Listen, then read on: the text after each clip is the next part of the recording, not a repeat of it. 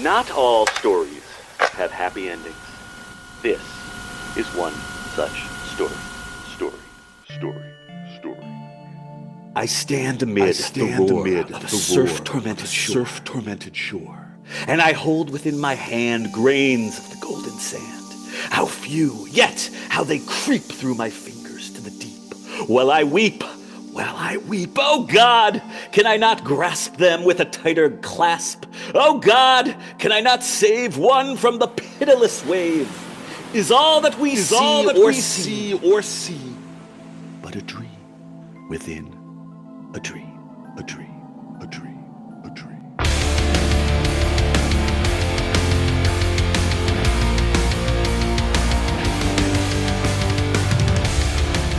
Oh my goodness! Ross, my beloved bosom buddy, my oldest and dearest friend, kind listener, please allow me to introduce you to a very special guest co-host, Dr. Ross Grant, who will be joining me on today's sometimes joyous and sometimes somber journey as we explore the story of glam metal in the 1990s and, most particularly, that genre's decline and fall over the course of the first 5 years of that challenging decade. Welcome to the show, Ross. How you doing? I'm great. I'm very excited to be here. I'm so thrilled. Could not be more thrilled. I've wanted to have you on forever. So this is very exciting. I think we're going to have fun. Yeah, we are. As one of my most glam metal history savvy friends, I really have wanted to bring Ross onto the show as a guest for a while, and now seemed like a particularly excellent time to do so for a couple of reasons. Firstly, because Ross is one of the very few people on God's green earth who is as much of a shameless glam metal whore as I am. Ross, is that a fair characterization? Absolutely.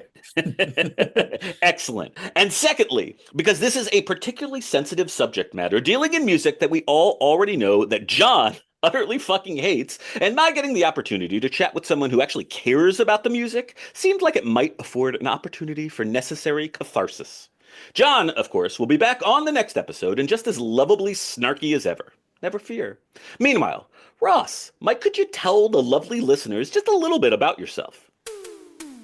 Sure. I'm a doctor in the emergency room in Los Angeles and also a guitar player for many years and played in lots of bands and stuff over the years, and I'm best friends with Eric since we were like 10 or 11 and have a deep history woven around Headbangers Ball in the early 90s. Fuck yeah.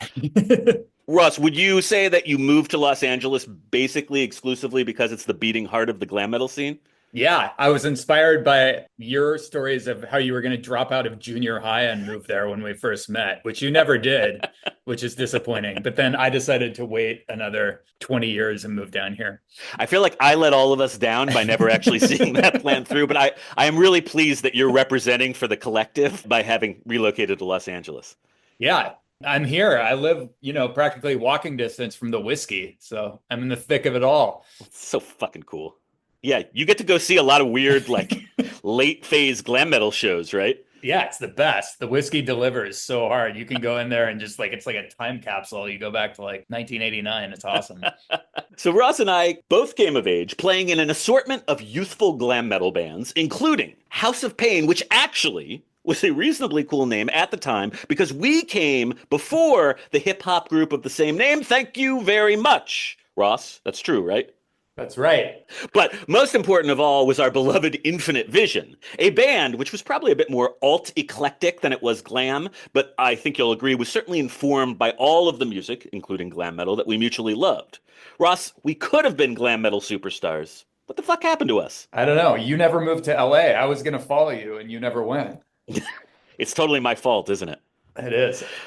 Such is life. But that's okay, because it is that very life that brought both of us here to this monumentally important moment wherein we have the opportunity to bear solemn, dignified witness to the decline and fall of one of the biggest, baddest musical movements in the entire history of popular music. Ladies and gentlemen, boys and girls, those who identify as none of those things, welcome to the decline and fall of glam metal. Prologue. Before and after September 29th, 1991. Fun fact! September 29th is my lovely wife's birthday. Ross, you know my lovely wife. Yeah, she's lovely. I love her. I miss her. She's great. I'm not going to say how old she would have been on that day in 1991, but I do want to wish her a happy theoretical birthday. Love you, baby. Anyway, as previously discussed on this very podcast, slowly but surely, over the course of the early 1980s, glam metal became an increasingly potent force in popular music until, by the end of that decade, it was the single most popular species of rock in all the land. And as the 1990s dawned, all seemed, well. In fact, here is how glam metal was represented on the top 40 of the Billboard charts as of January of 1991, fully 1 year into that new decade. Ross, could you read us a list of glam and glam-adjacent chart placements at that time? Absolutely. As of January 26, 1991, glam and glam-adjacent Billboard Top 40 placements included number 8, AC/DC, The Razor's Edge. Number 15, Damn Yankees, self-titled album. Number 17, Poison, Flesh and Blood. Number 21, Tesla's 5-man acoustical jam. Number 22, Nelson's After the Rain. Number 23, Warrant's Cherry Pie. Number 27, Cinderella Heartbreak Station. Number 35, Slaughter, Stick It To Ya. And number 38, Trickster's self-titled album. Now that's 9 albums in the Billboard Top 40, which is pretty good. I realize that many might quibble with the idea of listing AC/DC as a quote-unquote glam band, and I do get that. But, for the record, number 41 was a John Bon Jovi solo album, and number 42 was the Scorpions at that band's very glammiest on their Crazy World album. So I think we can call it even. Now, Ross, this was all a long-ass time ago. Are there any surprises to you on that list? The one that stuck out as a surprise was Cinderella's Heartbreak Station. I wouldn't have thought that was top 40. Oh, yeah. That was a pretty big hit. And I mean, it's also fascinating that Trickster, that album was top 40 on the Billboard charts. That's crazy. Yeah, the one that really stood out to me was Trickster. I mean, I remember them very vividly having had a big deal made about them in the metal press. I hated them. Yeah. I thought Give It To You Good was terrible and didn't really take much note of them. But yeah, they apparently were a top 40 band in 1991, which is maybe why the end was nigh. I don't know. Now, just 9 short months later, on the aforementioned September 29th, 1991, the video for Nirvana's Smells Like Teen Spirit debuted on MTV, and it wouldn't be long before everything forever changed for our beloved glam metal. By 1992, there were just 5 glam-ish albums in the top 40, and 2 of those, were Guns N' Roses albums. The others were all by especially huge, obvious bands. A Mötley Crüe's Greatest Hits album, Ozzy Osbourne's not very glam No More Tears, and Van Hagar's For Unlawful Carnal Knowledge. By January of 1993, it was all gone. Zero. Nada. Zilch. Nothing. Not a single glam album in the top 40. Ross, you and I, we had front row seats to all of this, and it was fucking weird, right? It was weird. I mean, I remember it's interesting thinking about Headbangers Ball then, like I mentioned, because we would watch it every week. And I mean, I think what people sometimes forget is that all this stuff was all mixed up on Headbangers Ball for those couple years. You would see literally Nirvana and then Tough. That's totally true. Or Soundgarden and Slick Toxic and stuff were literally all on the same episodes of Headbangers Ball in 91, 92, 93. Yeah, I don't think it was intrinsically obvious at the ground level at the time that these two things couldn't exist simultaneously. No. When Smells Like Teen Spirit premiered, and I very much remember it in its early days, I mean, the video was shown on Headbangers Ball, and it didn't seem out of place. It's just heavy, loud music. Exactly. It's as listeners, when, we were kids, it's we saw it and went, oh, cool. Okay, cool. What's the next one? It wasn't oh my God, everything's changing.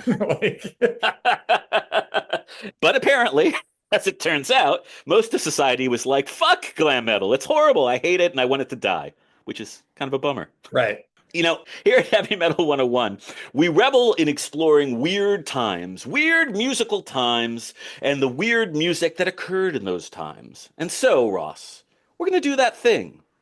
Let's go.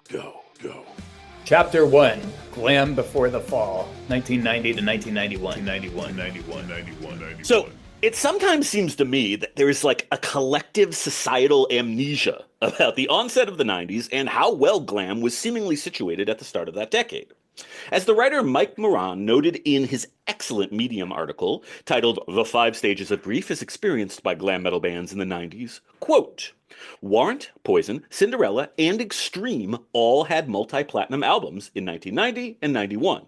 Firehouse, Tough, Trickster, Nelson, and Slaughter didn't even make their debut until the 90s. End quote. So, despite the 90s reputation as the decade where glam bands went to die, there actually were some pretty good times ahead in the first couple of years of that decade.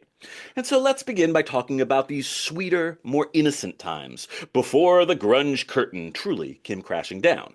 We're going to begin by talking about some of the baby glam bands whose first albums did not even get released until after 1990. I call this category Born Too Late. Baby bands with significant debut. We're going to begin with what, at the time, was my favorite of the new crop of bands. That would be Slaughter, and their debut, Stick It To Ya, which was released on January 23rd, 1990. Now, Ross, this was way back in our relationship dark ages, when we did know each other and we played in some shitty bands together, but it was before our friendship had truly blossomed. I was a massive Slaughter fan at the time and was thrilled to learn that they would be opening for Kiss on their forthcoming Hot in the Shade tour, which, to date, is still one of the all-time favorite concerts I've ever attended. But what about you? What were/are your thoughts on Slaughter and their world-beating hit debut album? I didn't remember you being such a massive Slaughter fan. That's funny. I was so into that album when it came out, and it's so shitty now. I really hated listening through it recently. I went back and listened through it. I mean, to be honest, I was never a huge Slaughter fan. I do have to admit that Up All Night is like a total banger. Like that song's an undeniable, very well-written hit song. But like the rest of their album, and I'm sure he's a nice guy, but I never loved his voice, Mark Slaughter's voice. Like I thought was like kind of annoying. And then other than that, I just remember them as a band that like all the girls I knew at the time were like obsessed with because their drummer was hot and stuff. Blas Elias? Yeah. Wasn't he like a heartthrob? Yeah, he was a hottie. Yeah, all the girls and me, Ross. I was the other person who loved Slaughter. So Slaughter emerged out of the ashes of the Vinnie Vincent Invasion, which were a very solid band founded by its eponymous guitarist, following his short-lived stint replacing Ace Frehley in Kiss. LA super scenester Dana Strum had been the bassist in that project, while singer Mark Slaughter had joined for the second Vinnie Vincent Invasion album, All Systems Go. After ditching out on the famously rather nuts Vinnie Vincent, Strum and Slaughter rounded out their new project with guitarist Tim Kelly and the aforementioned hottie drummer Blas Elias, and their debut ended up moving a cool 2 million units on the strength of 3 hit singles, Up All Night, which is great, Fly to the Angels, which I kind of hate. Not great. Never loved that song, and Spend My Life, which I liked at the time and makes me want to vomit blood now. But, you know, it was good. It was good back then. It seemed good at the time.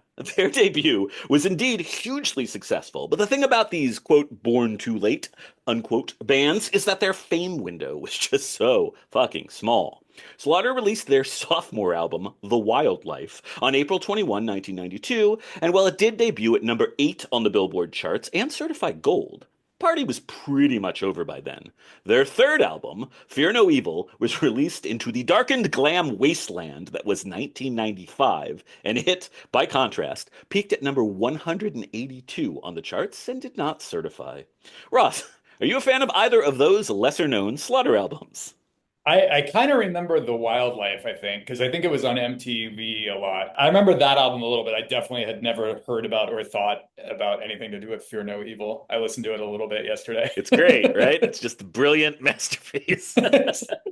As I mentioned, I thought the hilarious part was that they literally have a tabla player at the beginning and then a muted trumpet comes in. So the opening is iconic. It's amazing. It's so glam band in 1995. It's just ridiculous. It's hilarious, yes. All right, you're gonna love this. So, of Fear No Evil, a review in the Calgary Herald labeled it as, quote, textbook 80s thud rock, and in tribute to the Village Voice critic Robert Christgau, gave it an E rating, which is reserved for, quote, a record often cited as proof that God does not exist. Wow. I honestly think The Wildlife is not appreciably better than Fear No Evil. I think they're both just pretty mediocre. I wouldn't give them an E rating. I would just call them like kind of boring, and Mark Slaughter's voice gets super irritating super quick, but I thought that was funny. Oh, Slaughter, we hardly knew ye, you sweet, sweet baby band. Oh, well. Moving on. I think we need to pick up the tempo a bit. So this is going to be speed round time. Here's what we're going to do. We're going to each alternate chronologically rattling off the names and dates of just a few exemplars of the glam metal releases of the time that were debuts. And then we'll both offer a few just quick thoughts on each of the albums or bands. This will allow us more time to focus on my all-important Born Too Late category grand finale ensemble. Ross, does this make sense? Yes, I'm ready. All righty. You first, Boobala. Give me speed round band number 1. Love, Hate, Blackout in the Red Room, February 22nd, 1990. Love Hate are a very cool band. Very, very cool, and it's a great debut album. I love it. Still has held up really well. This is an excellent example of the sub-genre coined by Martin Popoff called dirty glam metal, and I think they have exactly that sound and image. Very scuzzy, very bathroom wall, naughty, stinky, but fun. And also they have a singer that goes by the name Jizzy Pearl, so what's not to like? Ross, what are your thoughts on Love Hate? They're great. I listened to them a little bit the other day. The title track is like the best song ever, Blackout in the Red Room. I love that song. Oh, that song's so good. Yeah, I agree. I really love that song. It's so good. I saw them at the Whiskey like 2 years ago. They were great. This is you representing for the team, Ross. I think that's beautiful that you got to see them live. Someday, I hope to do the same. All right, my turn. Trickster, self-titled, May 29th, 1990. Yeah, they're weird. I don't remember. I mean, I'm with you that I don't even remember liking them when they came out. Like, I remember when their video came out and I was kind of like, what the fuck is this? Like, even when we were whatever age we were. And like, I just listened to them again a little bit. And again, they seem like nice guys. I've heard them interviewed on the radio recently, but like that album is not great. I listened to the entire album with like intense focus on headphones. It was just fucking so bad. It's just not good. And like you said, I mean, I never liked them. I didn't like them when I was 12, so they certainly don't speak to me now. But still, it's worth noting, as mentioned previously, the album actually peaked at number 28 on the Billboard charts. Crazy. Even higher than in that list. And it's certified gold. So, there's probably some people out there listening who are big Trickster fans. I say more power to you. Next! All right, next. Nelson's After the Rain, June 26, 1990. So, if Pretty Boy Floyd don't represent the ultimate representation of sort of glam metal's jumping the shark in the end of the 80s and into the early 90s, I do think that honor must go to Nelson, who, despite obtaining double platinum mega hit status with this album, fucking sucked big, hairy ball sacks. But that's just my opinion. Ross, you? I have to admit I didn't go back and listen, but I remember their singles, and they're another band that I didn't even like at the time, so... Yeah, I didn't much care for them either. So not a great representation, but they still make the short list. Good for them. I mean, they sold 2 million copies. That's something. Yeah. Steelheart, self-titled, July 10th, 1990. I never really liked them either. All anybody ever talked about was how amazing their singer was, and I would always hear that and go like, yeah, okay, cool. But like, they didn't have songs I really liked, and I went back and listened to their album and still felt the same way. Yeah. I listened to their first 3 albums in preparation for this. Wow. It's just, because I feel like Steelheart is a band that like us and older aged ex-glam metal dudes still speak of with a certain surprising reverence. So I thought maybe there was something there that because I like you, I didn't get into them at the time. They felt like their shtick was tired, even in 1990. But no, I didn't like any of their albums. I don't like their singer's voice very much. He's very technically accomplished in a literal, just big, loud range kind of way, which is not the most interesting thing. Yeah. But, associated fun fact, Miljenko Machevek, which is their singer's name, he actually sung Mark Wahlberg's part in a movie you love, Ross, Rockstar. So that's cool, right? Yeah, I mean, ironically, I like those songs much better than anything by Steelheart. Like, the songs in that movie are cool. I mean, I like them in those, but yeah, I'm not a huge Steelheart fan. Next, Firehouse's self-titled album, September 11th, 1990. All right, so here's a fun Eric biographical fact. I actually bought this album right when it came out, having never even heard the band, based solely on the positive press they were receiving in combination with how hot the chick on the album cover was. Ross, does this youthful superficiality of mine alarm you? No, not at all. I think it was a good choice. I appreciate that. Firehouse are a band whose popularity seems to me pretty easy to forget about all these years after the fact, but they were actually really big and even like placed singles pretty late into the 1990s. All that having been said, they kind of sucked. What are your thoughts, Ross? Like you alluded to, they're kind of fascinating because they actually were very popular well into, like, I'd have to look it up, but I mean, I think they had hits like in 93 even and stuff, didn't they? Yeah, and, even later than that. Right. And because they were in the press recently, because didn't their singer die fairly recently? Yeah, their singer passed away past 2 years. Yeah. So I think I heard people like revisiting their stuff on the radio. I mean, I actually have to say, I went back and listened to some of their stuff and liked it better than I thought I would. I think they're very well written songs, very well produced. And like, yeah. I thought they were cool, actually. They're super polished. Yeah. I mean, I liked the album at the time. They're very much at the extreme, kind of like Nelson, at the very extreme end of like what you could possibly consider glam metal, because they're so poppy. Your dangers and stuff. I think I just like them better because they seem like a real band. But Russ, why are you so disrespectful of Nelson? I don't know. Yeah. Don't hate on me, Nelson. We're going to get angry emails from Nelson fans, or possibly from the Nelson twins themselves. All righty. Born Too Late segment finale time.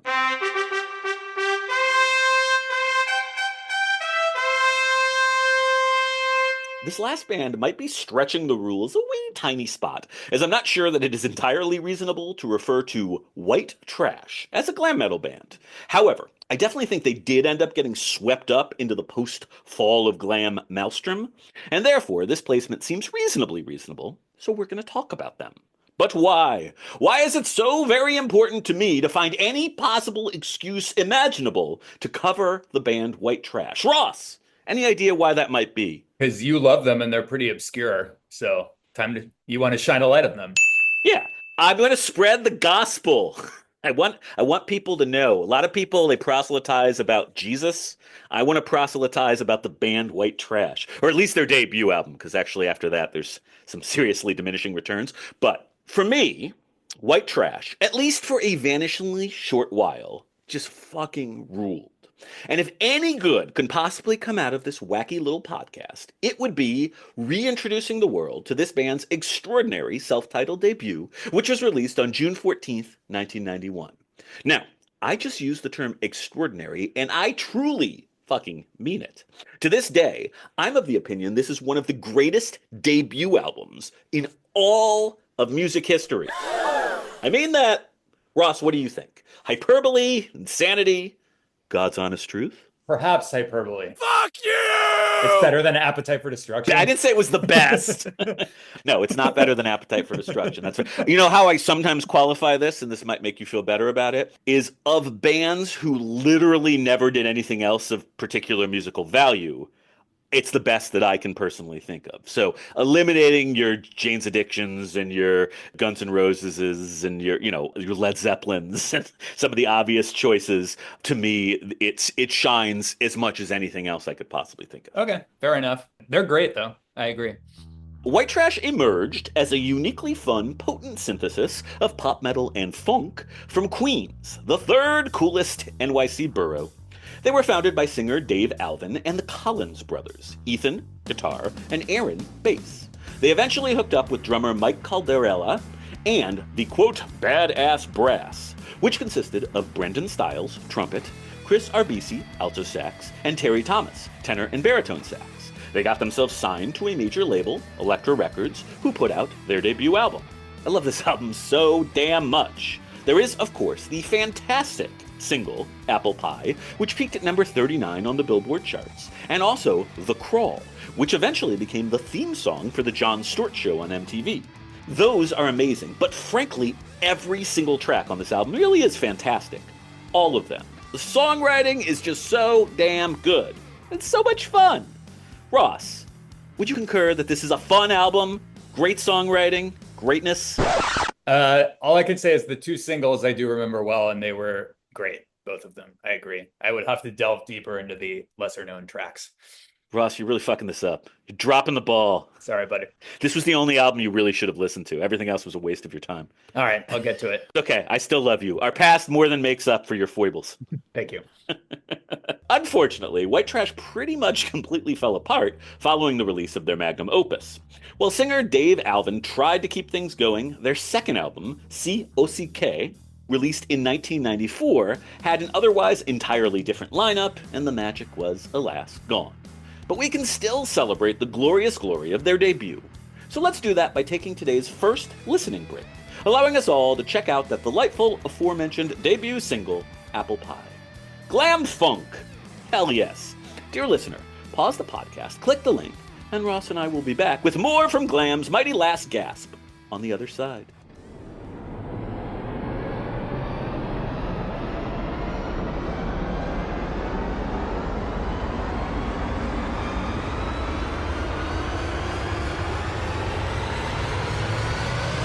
Yeah, it's amazing. You loved it. Ross, isn't that a truly great song? That is a great song. I love the dude's voice. He's a great singer. Yeah, I really like his voice too. The brass arrangements, I think, are really fun. It's fun. It's just really well done. Yeah. Glam funk shouldn't be good. It sounds stupid to me, but this album works. It really works. Now, look, we simply don't have the time to cover every Glam debut from 1990 to 1991, even in speed round mode. That said, a few other debuts from 1990 that merit at least passing mention would include both the Nuge-led supergroup Damn Yankees' eponymous album and the post-Dokken project of guitarist George Lynch, Lynch Mob's Wicked Sensation. 1991 brought us the self-titled debut from Saigon Kick, a band who, rather miraculously, would manage to have a rather glamish power ballad type single certify gold in 1993. Wow! And, perhaps most important of all to you and I, Ross, the September 1st, 1991 release of McQueen Street's eponymous debut, featuring one of the great anthems of our misspent youth, My Religion. Ross, we loved McQueen Street, no? Yeah, that's a banger. My Religion.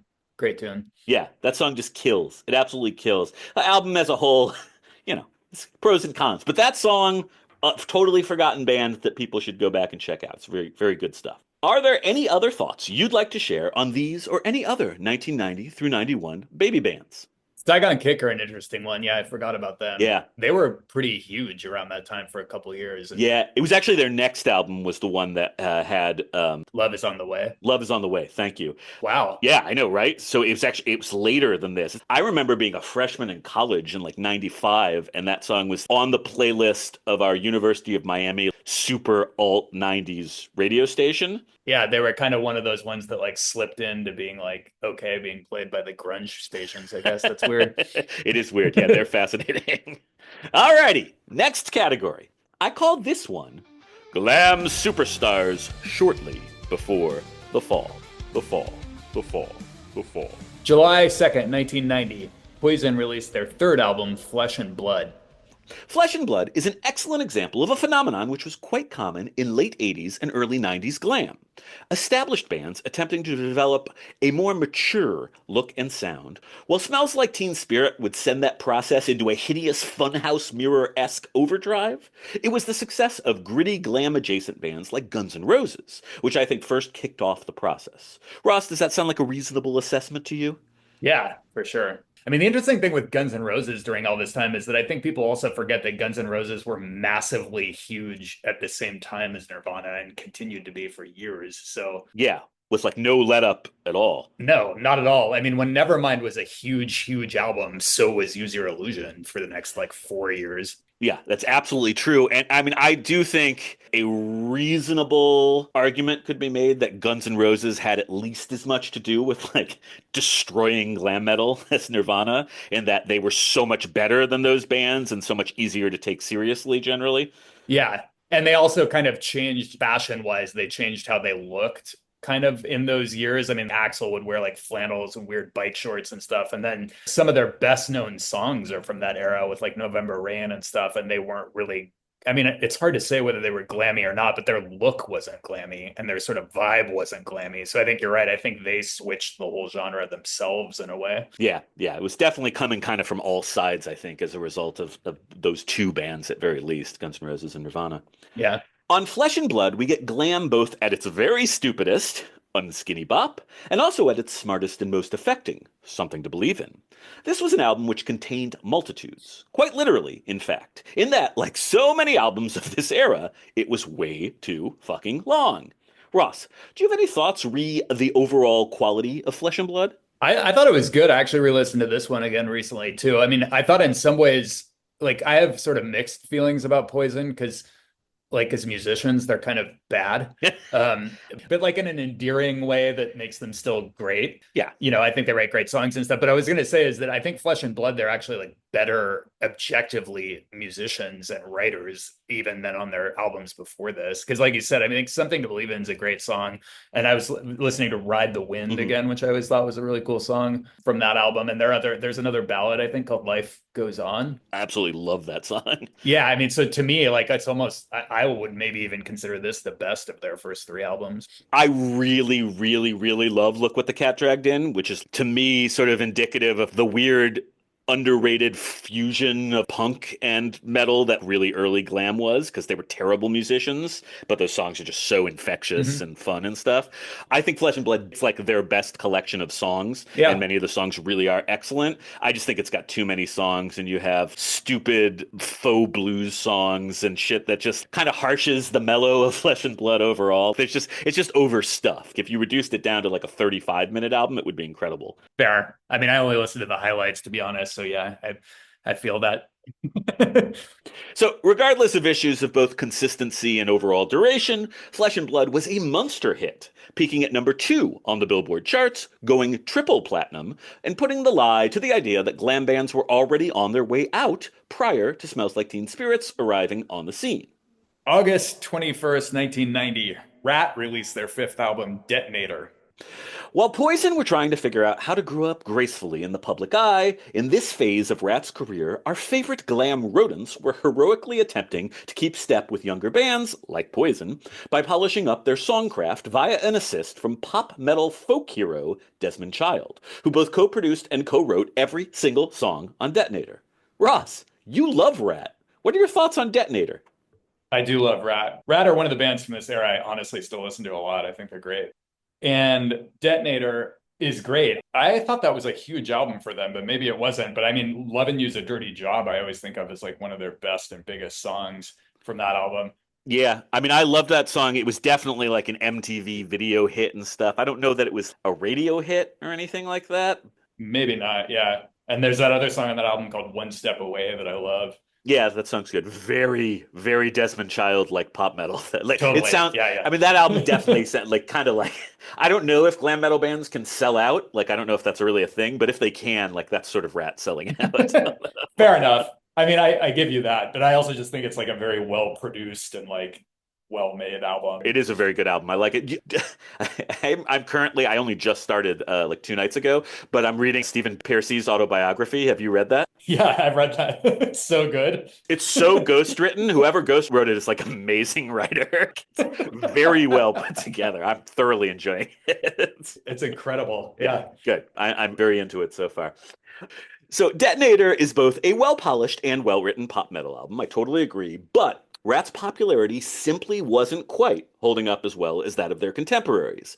While its predecessor, Reach for the Sky, which I actually think is Ratt's worst album personally, went platinum, Detonator managed only a gold certification. Okay, there are 2 albums I particularly want to focus a bit more closely on, so before that, I'm just going to do a quick roundup of some of the other 1990 releases that fit within this category. 1. Cinderella released their 3rd album, Heartbreak Station, which went platinum and continued that band's journey into ever more stripped-down, bluesy rock territory, which had begun on 1988's Long Cold Winter. 2. Winger released their 2nd album, the rather mediocre sounding and fucking stupidly titled In the Heart of the Young, which also certified platinum. 3. Extreme, who actually we've never really spent too much time on this here podcast.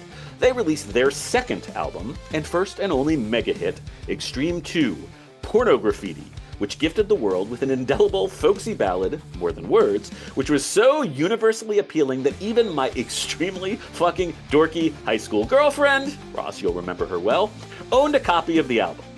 Ross, Nuno Betancourt is a certified genius, but otherwise, I kind of hate Extreme. You've always been much more of a fan of them than I. Any thoughts you'd like to share about Porno Graffiti? Yeah, Porno Graffiti's great. I love Extreme. I know we've always not seen eye to eye on that. I mean, Extreme are just undeniably great musicians, and they've not been afraid to write a widely varied styles throughout their career. And on that album, Porno Graffiti, I mean, it's a pretty crazy album. It literally goes from like heavy metal to like jazz and like the same album. It's pretty weird. I find it a little bit cloying myself.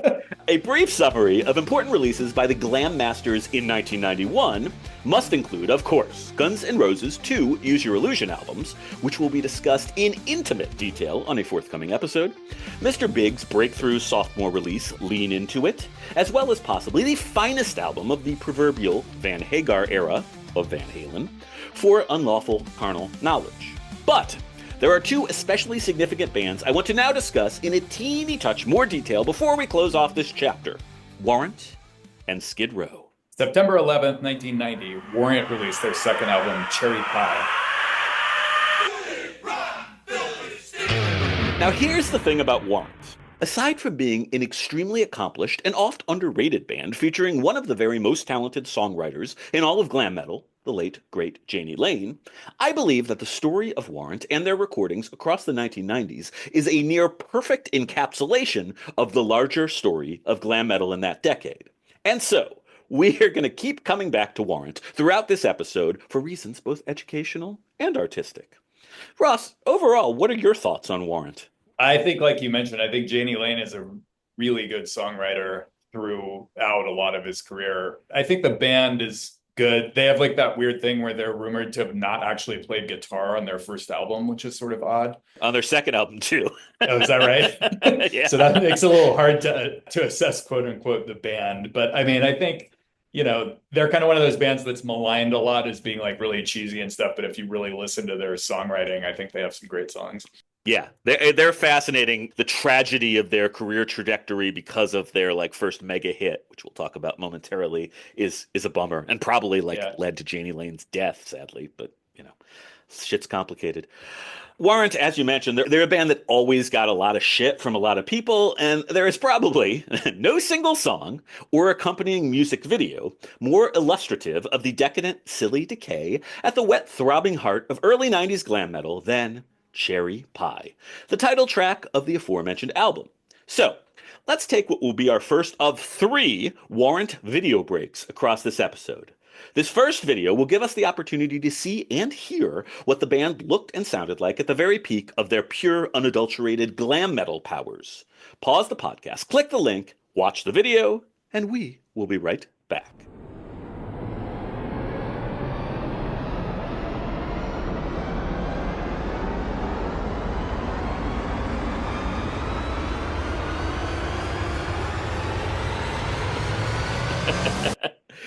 Ross, how about that song and that fucking video?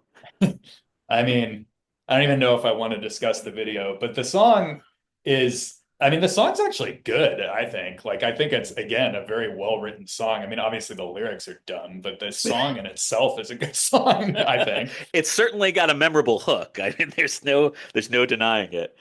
To my mind, herein we have a perfect distillation of glam metal.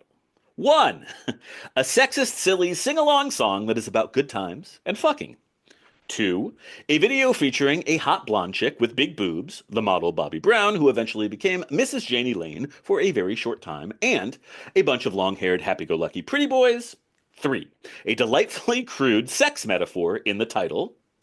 Now, is Cherry Pie at its core kind of just a fairly unsubtle I Love Rock and Roll ripoff? A little bit. I mean, there's a lot of similarities there. Does anybody really care? Probably not. All that is good, bad, and stupid about glam is on proud display in this song and this video. And boy howdy, did this ever make Warrant an easy target for those who hated glam and all that it stood for. And yet, on this very same album, you've got a masterpiece like Uncle Tom's Cabin, a song as thoughtful and well-crafted as anything Guns N' Roses, Metallica, Nirvana, or anyone else really were doing at the time. Cherry Pie is not a perfect album, but it is rather good. It peaked at number 7 on the Billboard charts and certified double platinum. Ross, any other thoughts on Cherry Pie before we move along? I agree with you. Uncle Tom's Cabin is a great song, and there's some other great songs on that record. It's really good. I mean, yeah, some of the songs are a little bit forgettable, but like all the ballads are really sharp. I love the song Mr. Rainmaker. I've always had like a real soft spot for that song. I Saw Red. Like, it's fucking good. Yeah. Alrighty, we're going to close off this chapter by checking in on one of the very best glam bands of them all, Skid fucking Row. Ross, you and I both see eye to eye and love Skid Row bunches and bunches. I would argue that there are very few albums that could go toe-to-toe with the 1-2 punch of the self-titled debut and Slave to the Grind. What do you think? I agree. Both those albums are bangers top to bottom. So good. Great fucking band, and Slave to the Grind particularly is a true blue glam metal masterpiece. So Ross, do the thing. June 11th, 1991, Skid Row released their second album, Slave to the Grind. Aside from being one of the truly great albums to come out of the wider world of glam and glam-adjacent metal, Slave to the Grind was also one of the heaviest albums to emerge from that oeuvre, mixing extraordinarily well-crafted ballads like Wasted Time and Quicksand Jesus with quasi-thrash shredders like the title track and Riot Act. It also had the unique honor of being the first heavy metal album to debut at number 1 on the Billboard charts. Slave to the Grind eventually certified double platinum, but for me, personally, one of the early harbingers of the grunge world order on the horizon arrived via this very album. You see, when the video for Wasted Time premiered on MTV in October of 1991, mere weeks after the release of Smells Like Teen Spirit, I was sure Skid Row had a mega hit on their hands. But somehow it never quite climbed the call-in show charts in the way so many other considerably lesser quality glam ballads previously had. Something was rotten in Denmark. And it turned out that Wasted Time, which peaked at just number 88 on the Billboard single charts, would actually be Skid Row's very last song to reach the top 100. Ross, is that crazy or what? That is crazy. I didn't know that about Wasted Time. By way of transition to our darker, more somber second chapter, let's have ourselves a listening break to celebrate the final great masterpiece of the high glam period, Skid Row's Slave to the Grind. Ross, as I once wrote in your high school yearbook, you can't be king of the world if you're slave to the grind. Truer words have seldom been written. Would you agree? Hell yeah. Dear listener, pause the podcast, click the link, and check out the indelible title track, Slave to the Grind. Chapter 2 begins on the other side.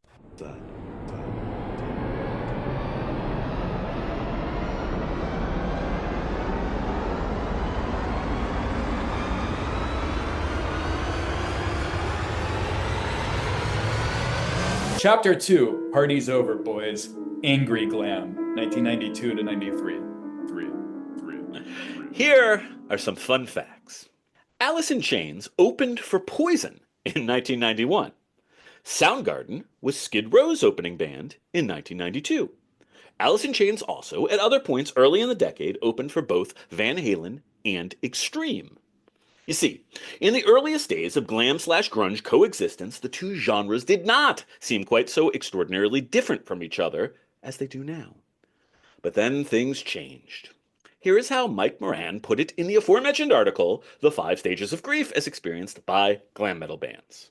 Quote, but on that fateful day of September 29th, 1991, when Smells Like Teen Spirit debuted on what was the biggest radio station at the time, MTV, the musical juggernaut that had dominated the mainstream for nearly a decade suddenly came to a grinding halt in a pop culture blink of an eye.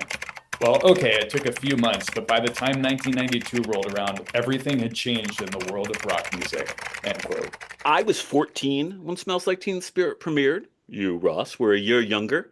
I think both of us remember the before and after times really well, and how shockingly abruptly the world seemed to have changed a little ways after that. Ross, your much beloved Eddie Trunk, referring to this period, said, quote, "It was overnight. It was abrupt. It was brutal. It was unforgiving. And it was instantaneous."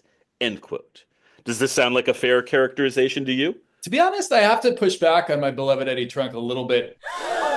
At least from like the fan perspective. I think what I would guess is that probably within the industry, it seemed super overnight and all that. But like when we remember those times, over those couple of years, we were like listening to grunge and still listening to the same stuff for a couple of years. And it didn't seem at all weird to have an Alice in Chains album and a Poison album. Not at all. Or to see them both live together. Totally. Like all those years, we were seeing all those bands and listening to all those bands. I loved Alice in Chains and Soundgarden, still do. But I mean, I also still loved a lot of the stuff we've been talking about. I know, I totally agree with you. I told you, Eddie Trunk yells at clouds. That's what he does. We're probably right that in the industry, it felt more precipitous than it did to us. All right, so in chapter 1, we referred to the baby bands who debuted in 1990 and 91 as having been, quote, born too late. By contrast, I call this next category born dead. Baby glam bands who debuted way too fucking late. A few of the significant-ish glam bands who didn't get their first releases out until 1992, yikes, were Slick Toxic with Doin' the Nasty, and Jackal, whose self-titled debut made some modest amount of noise due to the novelty of their single, The Lumberjack, which featured a solo played by a chainsaw. Another fun band in this category was Bad for Good, a band of teenage Steve Vai mentees featuring guitar wunderkind Thomas McRocklin. None of these bands really had a chance, but there was at least one baby zombie glam group that became surprisingly successful considering how late they arrived onto the scene. That would be Ugly Kid Joe.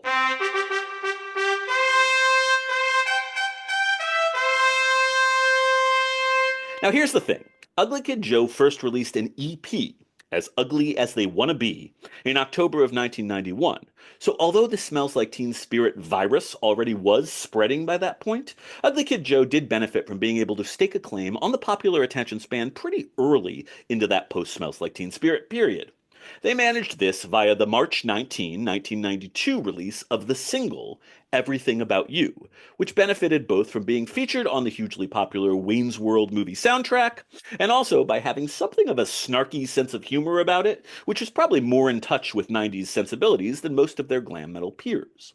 In fact, this band's very name was a rejection of glam overreach, as they settled on the moniker Ugly Kid Joe so as to be in diametric opposition to the uber glam of the band Pretty Boy Floyd. Wow! Ross, Ugly Kid Joe were pretty fun, right? Yeah, I liked them. We liked them, I remember, when they came out, yeah. They seemed like kind of a breath of fresh air and very different than like your Tufts and your Slick Toxics and all that. Right. Yeah. Their full-length debut, America's Least Wanted, came out in September of 92 and scored the band yet another hit single via their cover of the Harry Chapin classic and perennial Schwartz family favorite, Cats in the Cradle. Ugly Kid Joe were not an especially great band, but they do present us with the fascinating story of a glam band whose 1992 full-length debut somehow managed to go double platinum. Who would have thunk that possible?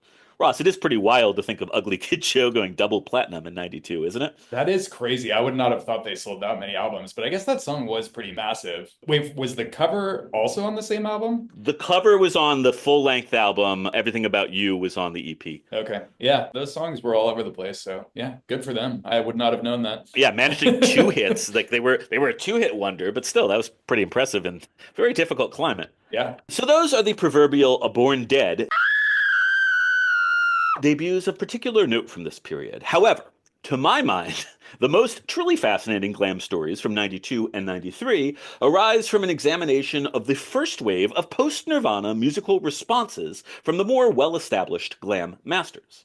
Let's now take a look at a very intriguing set of releases in a category I call Revenge, the period of black leather, facial hair, no smiles, and angry fucking glam metal. May 19th, 1992, Kiss, who spent most of the 1980s throwing themselves increasingly intensely into the glam metal fray they had once helped give birth to, released their 16th album, Revenge. Ross, take a gander at this picture I've provided you of Kiss in the early 1990s and tell me, does this look to you like an 80s era glam metal band? No, I don't know what it looks like. It's a very weird picture. Like a lot of leather.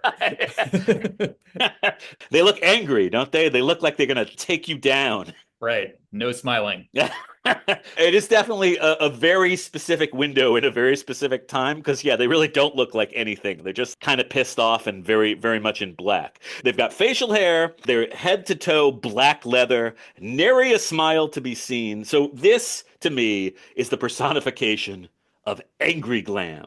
When our heroes raged against the dying of the light, few things are more illustrative of this new world order than the first single from Revenge, the dark, doomy, and very heavy Unholy. Hell of a song. I actually think that as a totality, Revenge does tend to be a bit overrated within the larger Kiss catalog, but it certainly is a late period fan favorite. Now, Ross, you were clearly never the Kiss fan that I was, but what are your thoughts on this darker, heavier, early 90s incarnation of Kiss? I mean, you're going to hate me. Just it's hard for me to care about Kiss. Fuck you! In general. You're on shaky ground after not screaming the praises of White Trash more passionately. Be very careful. I prefer White Trash to Kiss. No, I mean, Kiss are great, whatever. But I listened to this. Unholy is a cool song. A few other Kistery notes, because the band is so near and dear to me. Revenge was the first album to feature Eric Singer on drums, who replaced the late, great Eric Carr, who died in 1991. Also, despite being a clear effort and an aesthetic recalibration to suit the taste of the day, Revenge was only a modest success. It's certified gold, but it really didn't help Kiss to stay particularly relevant in that difficult time. Some other noteworthy examples of angry glam would include Poison's soporific CC DeVille-less Native Tongue, Winger's actually rather cool Pull, and Extreme's Three Sides to Every Story. Ross, you were the proud owner of that unwieldy Extreme album. I never really became well acquainted with it. I think I perused it once or twice at your place, but what are your thoughts on Three Sides to Every Story or any of those albums? I don't remember Native Tongue. I remember not being that interested in that. Pull, I don't even remember when it came out, although I've listened to it since then and do agree that it's pretty good. Three Sides to Every Story I definitely had, and again, I like Extreme, so I remember that song Rest in Peace, the single was cool. And like they continued to just be weird Extreme, where their albums were so all over the place that it was hard to say they were following trends because they were so weird the whole time that I didn't feel like it was like them trying to make a grunge album by any means. No, not at that point, though that would come. Yeah, actually, you're right. But not yet. No, that album is definitely not capitulating to the mood of the day. Now, this now brings us to another significant Warrant stop on our scenic tour of Glam's darkest hours. August 25th, 1992, Warrant released Dog Eat Dog. It could not have been easy to be Warrant in 1992. But god damn it, did that band ever move heaven and earth to try to make things work at a time when the entire freaking world just wanted to forget they had ever existed. Dog Eat Dog was a good faith effort at being heavier and more serious, and featured songs like the post-apocalyptic April 2031, and the surprisingly heavy lead single, Machine Gun. And in defense of Warrant, they didn't entirely fail. Dog Eat Dog would be their final release on a major label and their last to feature the entire classic lineup, but even with the world seemingly against them, Dog Eat Dog did manage to peak at number 25 on the Billboard charts and a certified gold, which is pretty impressive for that particular band and that particular year, no? Yeah, like we've been saying, they did it a year after Nirvana came out, so pretty impressive. We had ceased paying attention at the time because I don't really remember thinking too much about Dog Eat Dog. No. But retrospectively, I don't know, it's really fascinating because I actually have grown to really like that album, but there's all these stories about Warrant playing live in that period and literally having to beg audiences to give them a chance to play their new songs and not, like they just wanted to hear Cherry Pie on like loop. And so it's rough. Do you know Dog Eat Dog at this point? No, not really. I listened to Machine Gun recently. It's a cool song. Yeah, it is a good song. It is quite a good album. It's worthy of exploration, I would say. It's definitely worth checking out. That said, I don't think there is anything which quite illustrates the change in glam fortunes like a side-by-side comparison of the video we previously watched, Cherry Pie, with the video for Machine Gun from Dog Eat Dog. So let's all now take a look at the latter. Warrant video break number 2. Pause the show, click the link, and bathe yourself in a glimpse of the darkened, decaying glory that was glam metal's last desperate, angry grasp at musical relevance. We'll see you on the other side. Gird your loins, friends. Things were about to go from bad to worse for our intrepid heroes.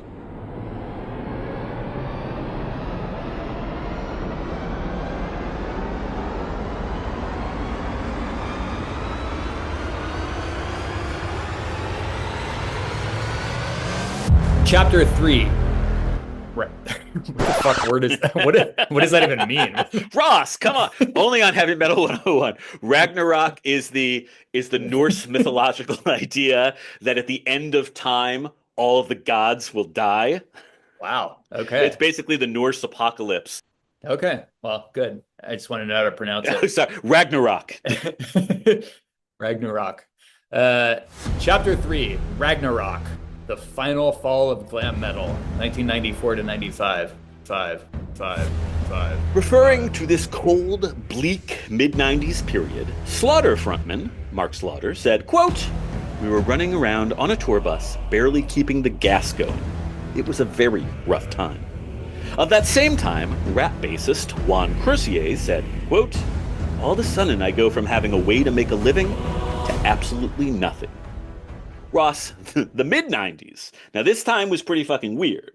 At this point, it seemed almost like society at large had a complete and collective amnesia and admitted to no memory of a thing called heavy metal ever having had any sort of serious cultural relevance. Now, that's how I recollect things. Is that your recollection of the time as well? Yes, definitely by 95 and 96. We were in a band that covered those songs sometimes, and like it was even weeded it to be like, how crazy and ironic is this? And people would be like, whoa, like it was so weird to play those songs.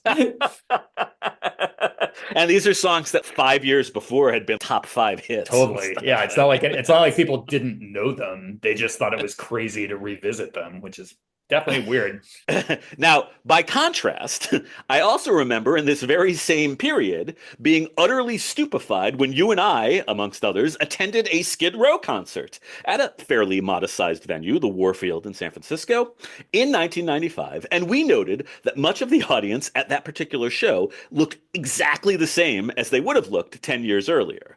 I specifically recall wondering where the fuck all these like hot glam metal chicks were when they weren't at Skid Row concerts. Now, that concert, incidentally, it totally fucking ruled, right? Yeah, they were great. Now, this was all right in the midst of the extremely weird period in the mid-90s when most glam bands had decided to subscribe to an if you can't beat 'em, join 'em policy and attempted, rather belatedly, to become the very thing that had destroyed them, grunge. March 28th, 1995, Skid Row released their third album, Subhuman Race. Ross, are you a Subhuman Race fan? I think it's pretty good. I have listened to this in the last couple of years, mostly because, as you said, my beloved Eddie Trunk, who I listen to a lot, is literally obsessed with this album and he loves this He always album, makes right? the point, like trying to shock everybody, of saying it's by far his favorite Skid Row album, and he likes it way better than the debut or Slave to the Grind. So, That's literally a sign of dementia. There's no possible.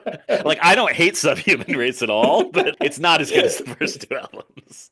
The problem with Subhuman Race is it's clear that the band didn't want to fucking play grunge. None of them liked it. And their hearts were just not in this, in my opinion. Certainly Baz's heart was not in it. yeah, and that's true. I mean, even Eddie Trunk admits that they all like hated each other during it, and recording it was horrible, and they don't even like it now and stuff.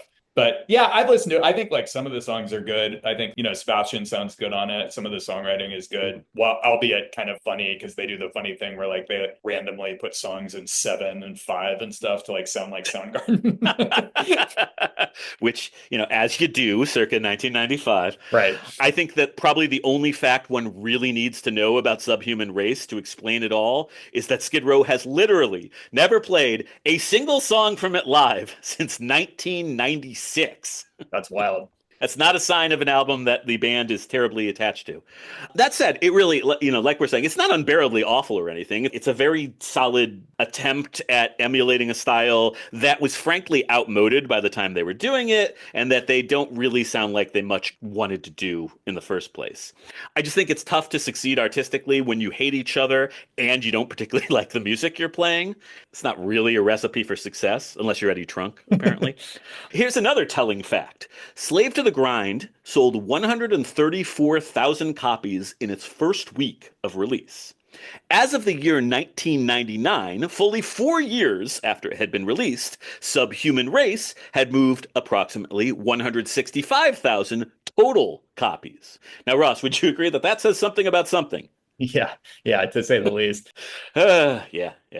Skid Row weren't the only former glam superstars experiencing trials and tribulations of both the popular and artistic variety across 1994 through 1995. March 14th, 1994, Mötley Crüe, sans vocalist Vince Neil, released their self-titled album. Ah, yes. We now backtrack just a bit so as not to miss out on the new incarnation of Mötley Crüe, now featuring singer John Corabi, releasing the flaming pile of dog shit that was their self-titled 1994 album. Yikes! Now, Ross, I don't think either of us are huge Mötley Crüe fans. They're definitely one of my least favorite glam bands, with some exceptions.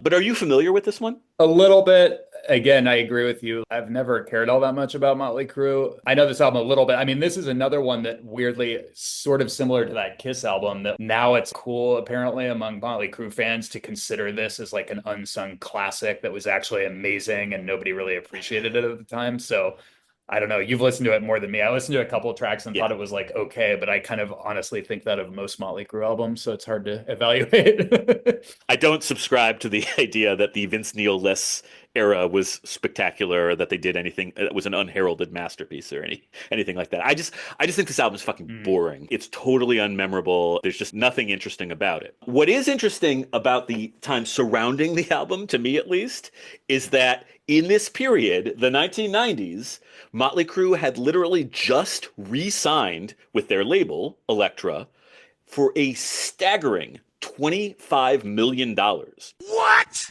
Now that's pretty fucking nuts, right?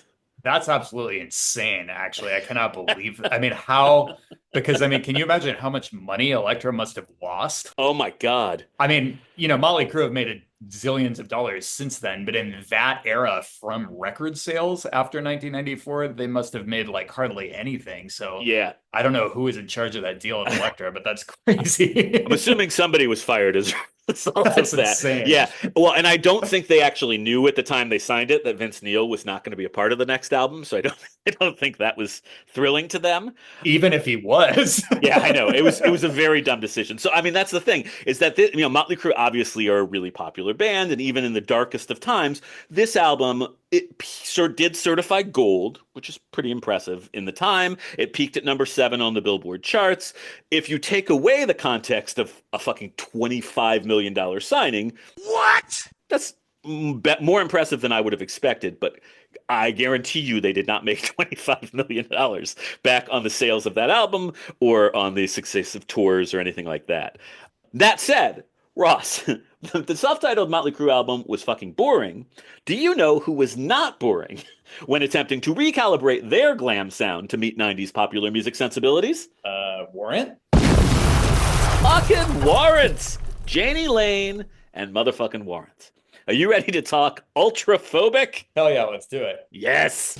March 7th, 1995, a new mid-90s Warrant lineup released their most vigorous attempt yet to appeal to audiences in a post-Smells Like Teen Spirit world, the glam grunge ultraphobic.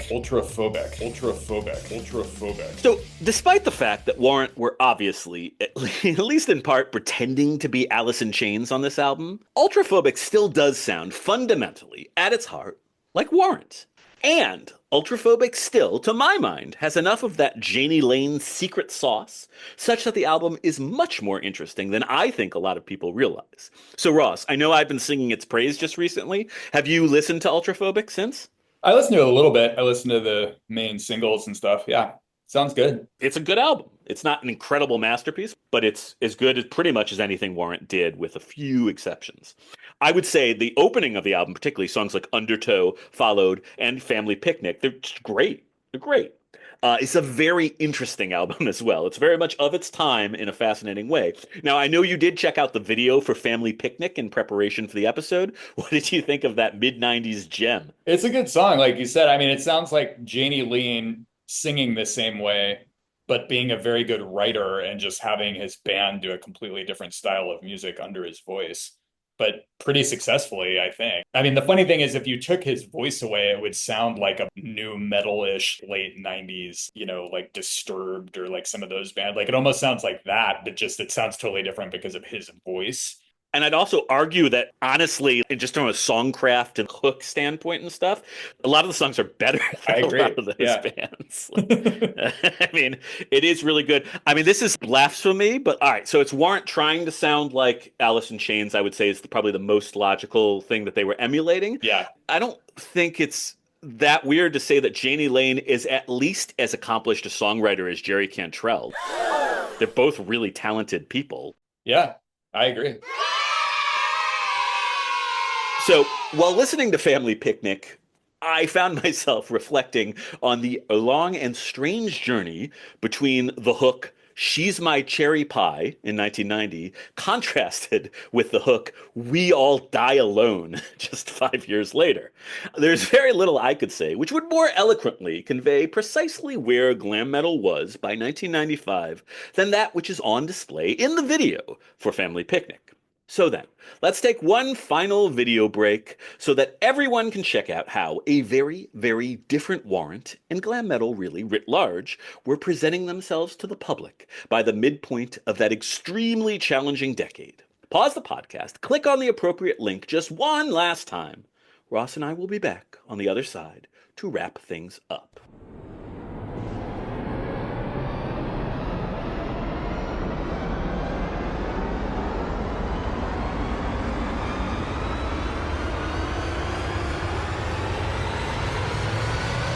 Ross, we actually saw Warrant at the very same local suburban club that our high school band, Flex, with 2 X's, used to play at right around this very same time. That show, as I recall, was pretty surreal, no?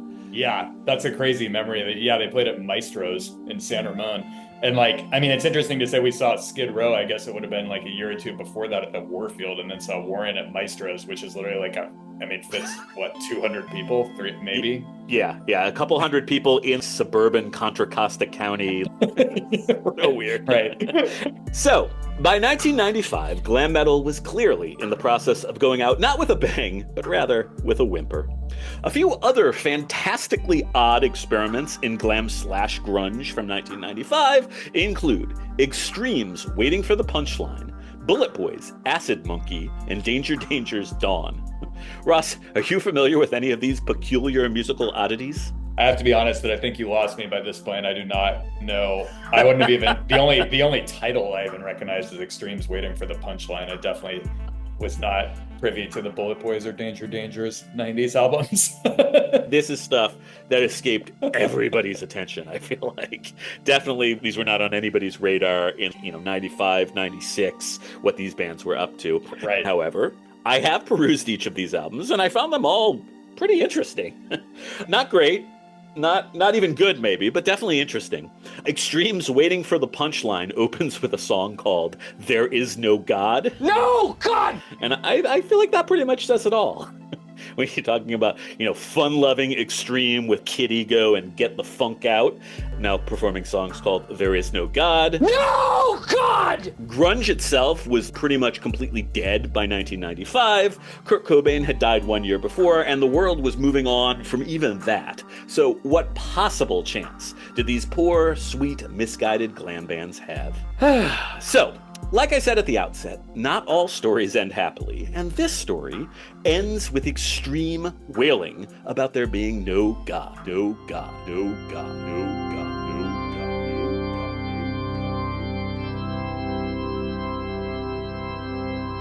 God. Ross, we did the thing. We killed glam metal. Cowabunga.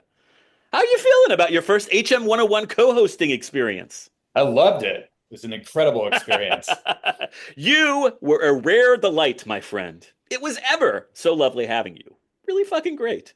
Now, for your last official act on this episode, could you maybe remind our nice listening public about how it is they might go about supporting us here at Heavy Metal 101? It would be my pleasure, Eric. Rating, reviewing, sharing, and subscribing are all excellent ways to show your support for my favorite podcast, Heavy Metal 101. Another fantastic way to support the show is by joining the Patreon page at patreon.com/heavymetal101 for just $3 per month. You'll get access to exclusive content and also a warm tingle that lets you know that you're doing God's work. It's beautifully done, Ross. It's beautiful. Additionally, a reminder that we truly love to hear from you out there. Shoot us an email, reach out via social media, or even send in a voicemail via our Spotify for Podcasters page. All of those links can be found in the show notes. Thanks for listening, and thanks again for being here, Ross. You, good sir, are the bestest. Thank you.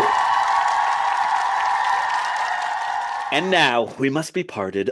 Allow me, please, to leave you with some exceedingly apropos lyrics taken from an earlier, happier time in glam metal's history, courtesy of Messieurs Dahl, Michaels, Johannesson, and Rocket. Late at night, I close my eyes and think of how things could have been. And when I look back, I remember some words you had said to me. It's better to have lost at love than never to have loved at all. I won't forget you, baby. I won't forget you, forget you, forget you, forget you, forget you.